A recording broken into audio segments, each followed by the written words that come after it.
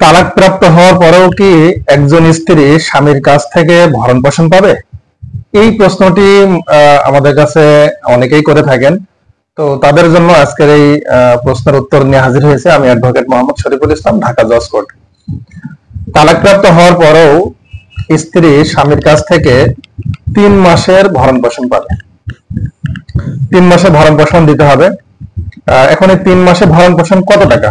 এটা মূলত যেই মজলিস থেকে বা যেখান থেকে এই ডিভোর্সটি বা তালাক কার্যকর হয়েছে সেখানেই আসলে এটা নির্ধারণ করতে হয়।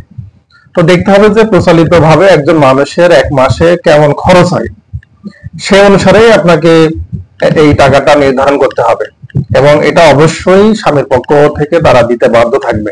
তো আশা করি উত্তরটি পেয়েছেন। ভালো লাগলে অবশ্যই মানুষের মাঝে শেয়ার করেন। সবাই ভালো থাকবেন, সুস্থ থাকবেন। আসসালামু আলাইকুম।